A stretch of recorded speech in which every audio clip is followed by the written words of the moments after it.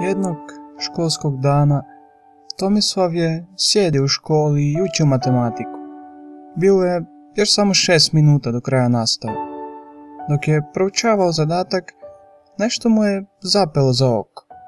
Njegova klupa bila je baš pored prozora, pa je pogledao van u travu.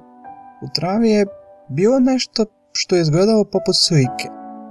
Čim je škola završila, potrčao je na mjesto gdje je vidio sliku.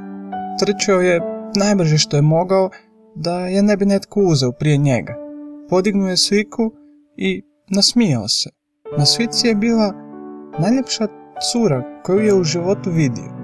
Nosila je haljinu, tajice i crvene cipele i držala je 2 prsta u zraku, valjda formirajući znak peace. Bila je toliko lijepa da ju je morao upoznati. Trčao je kroz cijelu školu i ispitivao sve učenike da li znaju tko je ona. Ali svi koje je pitao rekli su mu ne. Bio je razočaran. Kad je došao doma, pitao je stariju sestru da li zna tko je ta cura, ali nažalost i ona mu je rekla ne. Već je bilo kasno, pa je Tomislav otišao u svoju sobu, stavio je sliku pored kreveta i otišao spavati. Usred noći Tomislava je probudilo udaranje po prozoru. Zvučalo je kao da netko udara noktima po zamagljenom staklu. Nakon udaranja čuo je smijeh. Vidio je sjenu pored prozora. Odlučio je ustati, otišao je do prozora i skočio van iz sobe. Slijedio je smijanje par minuta i taman kad je osjetio da je blizu, smijanje je jednostavno nestalo. Sljedeći dan opet se raspitivao po susjedstvu u vezi te cure, ali odgovor bi uvijek bio ne, nikad je nismo vidjeli.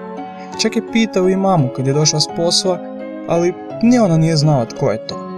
Otišao je u sobu, opet stavio sliku pored kreveta i zaspao.